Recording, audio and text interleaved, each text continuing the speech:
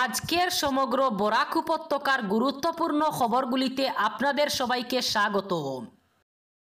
আগামী ২৯ মার্চ পর্যন্ত উত্তর পূর্বাঞ্চলের রাজ্যগুলোতে ভারী বৃষ্টিপাত সহ ঝড় তুফান হতে পারে বলে পূর্বাভাস দিয়ে জানালো রাজ্যের আবহাওয়া দফতর। গত ২৪ ঘন্টায়ও দেশের বিভিন্ন অঞ্চলে ভারী বৃষ্টিপাতের পাশাপাশি বরফও পড়েছে বিভিন্ন এলাকায়। গত রাতে অরুণাচল প্রদেশে হালকা থেকে মাঝারি পরিমাণের বৃষ্টির পাশাপাশি বরফও পড়েছে। সিকিমেও মাঝারি বৃষ্টিপাত হয়েছে। সম্প্রতি সাইক্লোনের আবহাওয়ার জন্য উত্তর পূর্বাঞ্চলের আসাম, অরুণাচল প্রদেশ, মেঘালয়, নাগাল্যান্ড, মণিপুর, মিজোরাম এবং ত্রিপুরায় আগামী ২৯ মার্চ পর্যন্ত ভারী ও মাঝারি পরিমাণের বৃষ্টিপাতের সম্ভাবনা রয়েছে। তাছাড়াও এই নির্দিষ্ট সময়সীমায় পশ্চিমবঙ্গ, সিকিম, আসাম এবং মেঘালয়ে ভারী বর্ষণের পূর্বাভাসও দিয়েছে আবহাওয়া দফতর। পূর্বাভাসে আরও জানানো হয়েছে অরুণাচল প্রদেশ, আসাম, মেঘালয়, মণিপুর, মিজোরামে তাপমাত্রার ঊর্ধ্বগতির জন্য এই বর্ষণ হতে পারে বলে জানানো হয়েছে। ২৮ এবং ৩০ মার্চ বুট কর্মীদের প্রশিক্ষণ শিবির অনুষ্ঠিত হবে করিমগঞ্জে। লোকসভা নির্বাচন উপলক্ষে ভোট গ্রহণের কাজ সুষ্ঠুভাবে সম্পন্ন করতে ওই প্রশিক্ষণ শিবিরের আয়োজন করা হবে।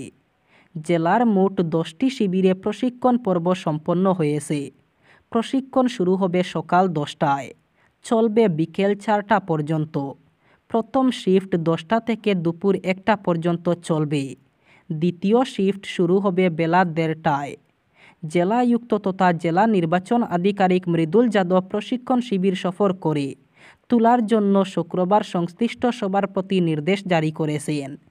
ওই 2 দিন জেলার করিমগঞ্জ সদর, রামকৃষ্ণনগর, পাতারকান্দি ও নীলামবাজার রাজস্ব সার্কেলের বিভিন্ন শিক্ষা প্রতিষ্ঠানে বুট কর্মীদের প্রশিক্ষণ শিবির অনুষ্ঠিত হবে।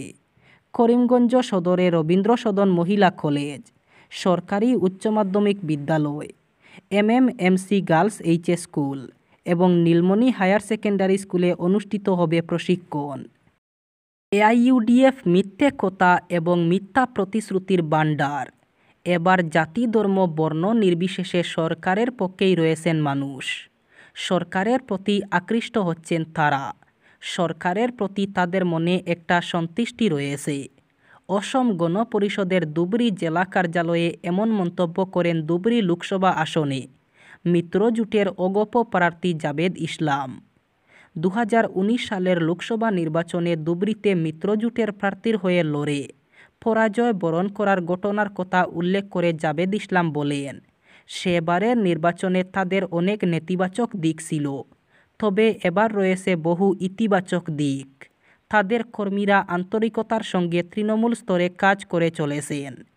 এদিন ধুবড়ী সাংসদ তথা AIUDFের সুপ্রিমো মৌলানা বদরুদ্দিন আজমলকে বড় মিয়া এবং চামগুড়ির বিধায়ক তথা ধুবড়ী লোকসভা আসনের কংগ্রেস প্রার্থী রকিবুল হোসেনকে ছোটে মিয়া সম্বোধন করে জাভেদ ইসলামের কটাক্ষ, ছোটে মিয়া তো ছোটে মিয়া, বড়ে মিয়া সুবহানাল্লাহ। বঙ্গাইগাঁও জেলার অন্তর্গত লেংটিসিঙ্গা নামের জায়গাতে স্টেট ব্যাংক অফ ইন্ডিয়ার গ্রাহক সেবা কেন্দ্রের পরিচালক হানিফ আলী শুক্রবার রাতে গ্রাহকদের 2.5 কোটি টাকা নিয়ে পালালেন। ঘটনাটি প্রকাশ্যে আসার পর কয়েকশো গ্রাহক সেবা কেন্দ্রের সামনে ভিড় জমান। গ্রাহকদের বেশ কয়েকদিন যাবৎ হয়রানি করছিল হানিফ আলী। গ্রাহকরা যখন টাকা তুলতে সেবা কেন্দ্রে যায় তখন বেশ কয়েকদিন যাবৎ ওই হানিফ আলী মানুষকে বিভিন্ন রকম ছলনায় বলতেন যে কম্পিউটারের লিংক নেই, অথবা কখনো বলতেন টাকা কম আছে ইত্যাদি। তারপর যখন এক এক করে কয়েকশো গ্রাহক এদিন গ্রাহক সেবা কেন্দ্রের সামনে ভিড় জমাতে থাকেন, তখনই ঘটনাটি প্রকাশ্যে আসে যে হানিফ আলী পলায়ন করেছে। কোনো গ্রাহকের 10,000 টাকা, আবার কোনো গ্রাহকের লক্ষ টাকা থেকে 50,000 টাকা তছরুফ করেছে। গ্রাহকেরা সেবা কেন্দ্রের সামনে কান্নায় ভেঙে পড়েন। এরপর কয়েকজন গ্রাহক মিলে লেংটিসিঙ্গা থানাতে একটি এজাহার দাখিল করে হানিফ আলীর বিরুদ্ধে। 2021 সালে বিজ্ঞান বিষয়ে প্রথম বিভাগে এইচএস ফাইনাল পরীক্ষা পাশ করলেও এখনও পর্যন্ত সার্টিফিকেট দিচ্ছেন না স্কুল কর্তৃপক্ষ। সার্টিফিকেটের জন্য স্কুল কর্তৃপক্ষ নগদ 10,000 টাকা দাবি করছেন।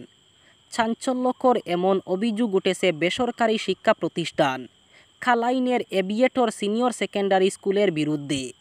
যদিও শিক্ষা প্রতিষ্ঠানটির তরফে এমন অভিযোগ নস্যাৎ করা হয়েছে।